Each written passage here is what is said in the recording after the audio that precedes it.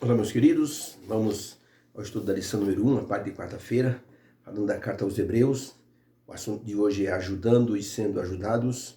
E, logicamente, o apóstolo Paulo tinha uma preocupação muito grande com o ânimo das pessoas, para que as pessoas não perdessem o ânimo, as pessoas sentissem assim que estavam motivadas, que estavam se amparando uns aos outros, ajudando, visitando os doentes, visitando os presos e assim animando a cada pessoa na fé. O apóstolo Paulo passou por muitas dificuldades, muitas situações adversas, mas ele nunca perdeu o ânimo. Ele estava sempre disposto a dar uma palavra de conforto àqueles que estavam ao seu redor. Deus ajudou tanto os hebreus como o profeta Elias na questão do desânimo. E ontem estudamos sobre o profeta Elias, que depois de toda aquela maravilha que ele fez no Monte Carmelo, ele se sentiu assim, vamos dizer assim, um zero à esquerda, porque não consumou a obra de consagração do povo, e ele então, depois que Jezabel disse que ia assim, acabar com a vida dele, ele se sentiu assim, assim como se não tivesse proteção nenhuma. O homem que tinha o poder, que ele tinha vindo de Deus, ele se esqueceu por um momento que Deus estava ao seu lado. Ele fugiu e pediu a morte para si. Então, é uma situação que a gente percebe que um servo de Deus muitas vezes pode passar.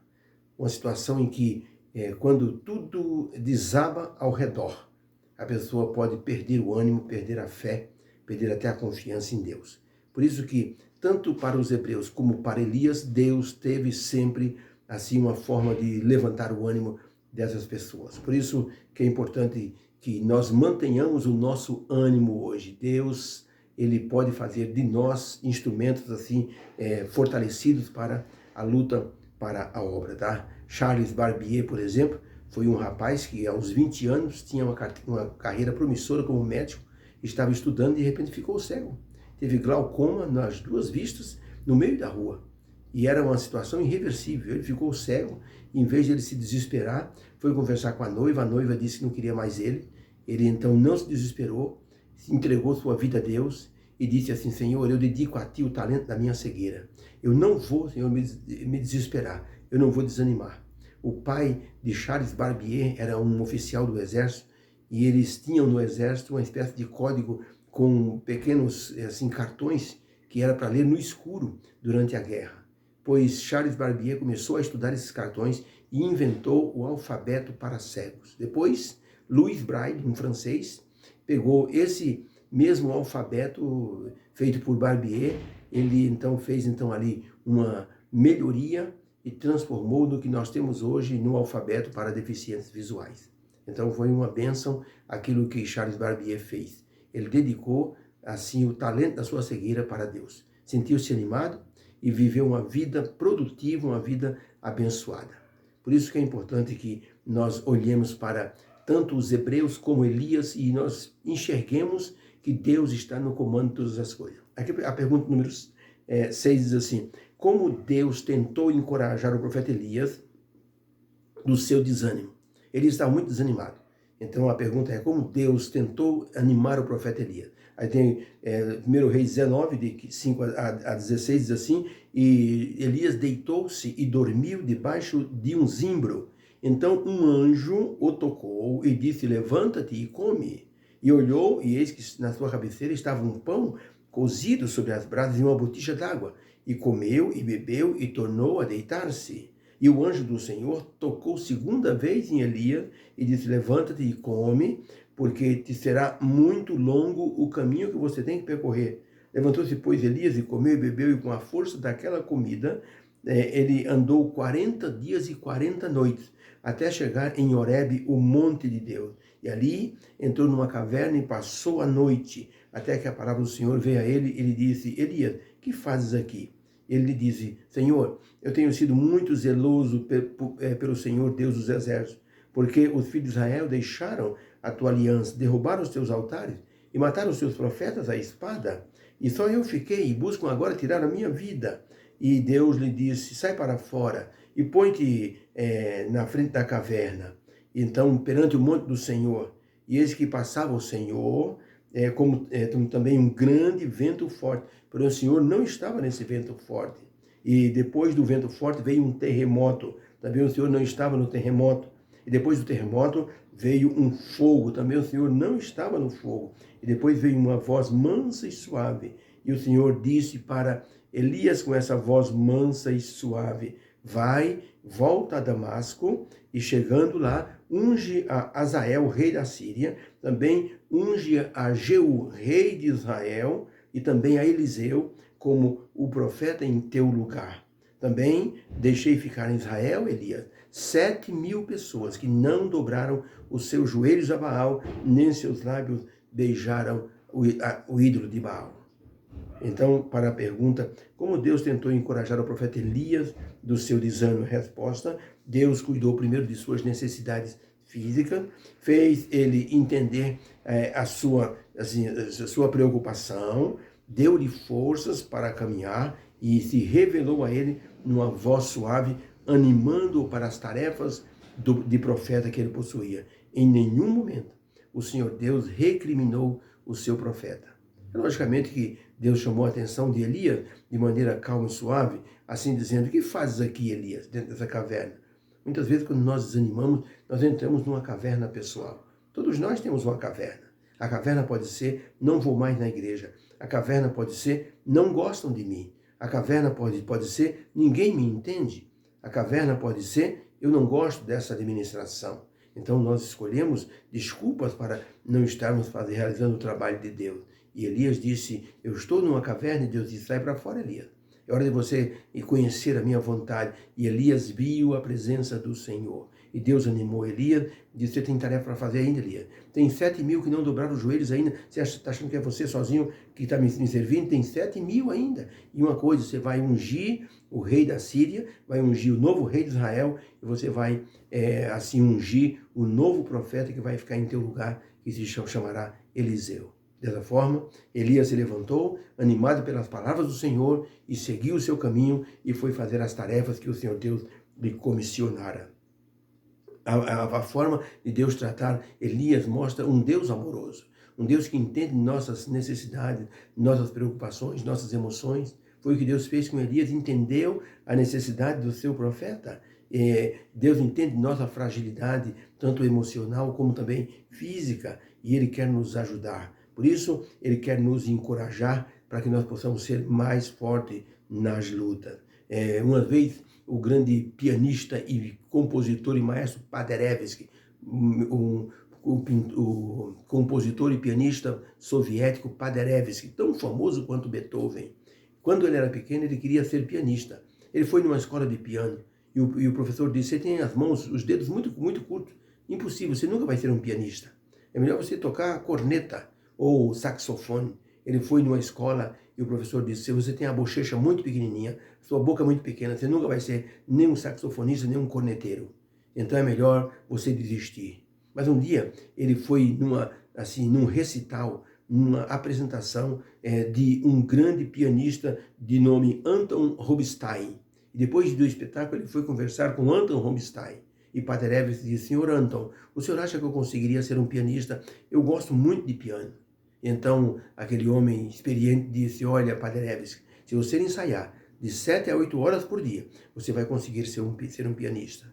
Pois Paderewski ensaiava 8 horas por dia. Se tornou um dos grandes nomes mundiais da música, um pianista, um compositor tão famoso quanto Beethoven, reconhecido no mundo inteiro. Não desanimou. Foi em frente para conquistar o seu sonho. Pergunta número 7. Lendo a carta aos Hebreus, quais os conselhos dados pelo apóstolo Paulo para que eles se tornassem animados? Hebreus 2, verso 1, portanto, convém-nos atentar com mais diligência para as coisas que já temos ouvido, para que em tempo algum nos desviemos daquilo que Deus nos falou.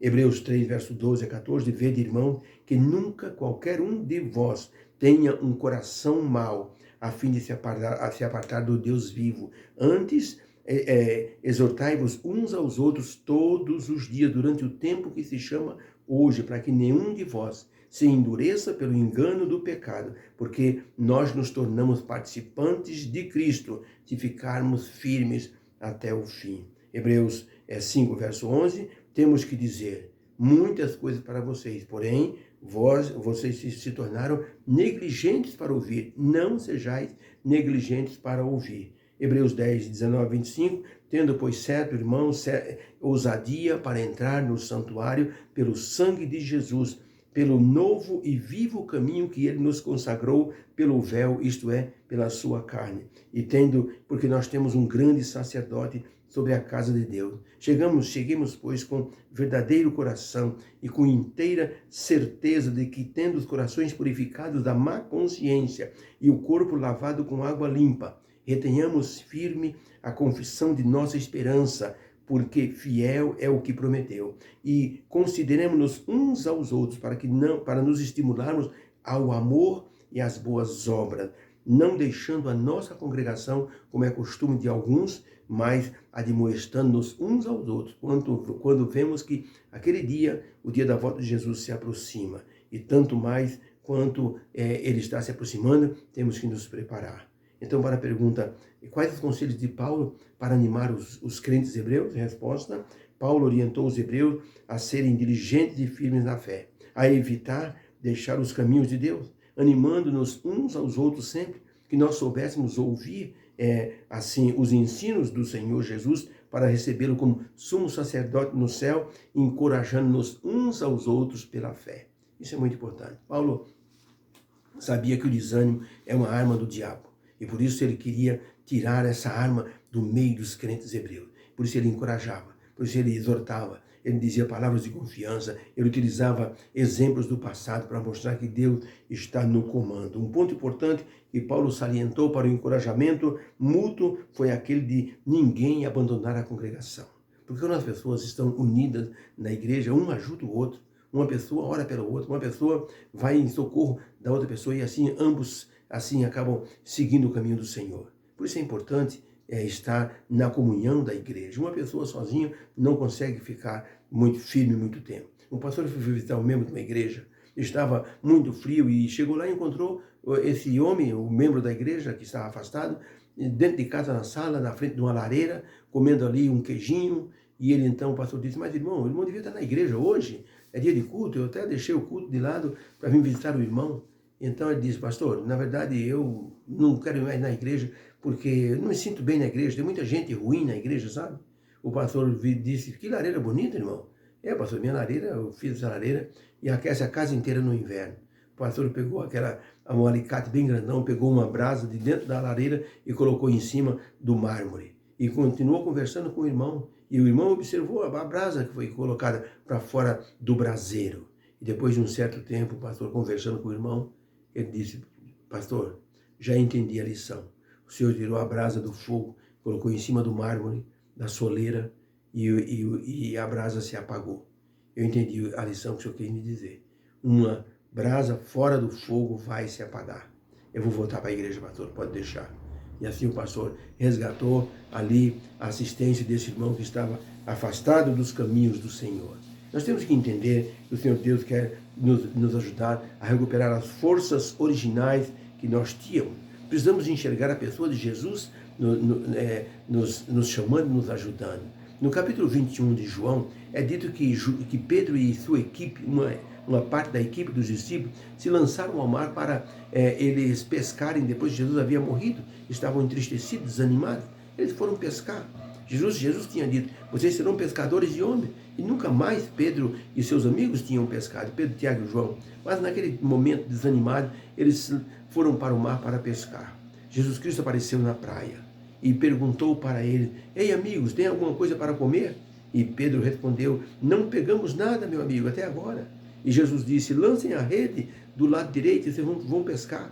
E Pedro olhou para os outros e lançaram a rede, e encheu-se a rede de 153 grandes peixes e quase se rompia a rede. Então alguém disse: é o mestre, é o mestre. Reconheceram que era o mestre que estava na praia. E o ânimo deles então aumentou sobremaneira, a ponto de Pedro dar um mergulho e sair nadando ao encontro do mestre. Precisamos enxergar o mestre. Precisamos saber que ele está assim nos ajudando, nos orientando, para que nós possamos ter então prosperidade espiritual e material também. Deus quer nos ajudar. Por isso, não desanime. Por isso, anime-se, porque você tem também que animar outras pessoas mais fracas do que você. É uma tarefa que Deus deu a você e a mim, e nós temos que cumprir essa tarefa. O menino que estava precisando de um emprego, viu no jornal, precisa de um rapaz para ajudante aqui no escritório. Quando ele chegou lá, tinha 20 meninos na frente dele. Desistiu, ele olhou os 20 meninos e disse, já sei o que vou fazer. 20 meninos na minha frente, eu não vou desistir, eu preciso desse emprego. Ele foi rapidamente, pegou uma caneta, escreveu no papel um bilhete, chegou até o secretário lá e disse, por favor, entregue isso para o seu patrão, é urgente, ele tem que ler agora. O rapaz então viu a determinação do rapazinho, pegou o bilhete, levou lá no chefe e disse, chefe, tem um menino ali na fila, ele mandou entregar isso aqui para o senhor. O chefe abriu o papel e estava escrito o seguinte, eu estou precisando desse emprego, eu sou o 21º da fila, não contrate ninguém sem antes me entrevistar.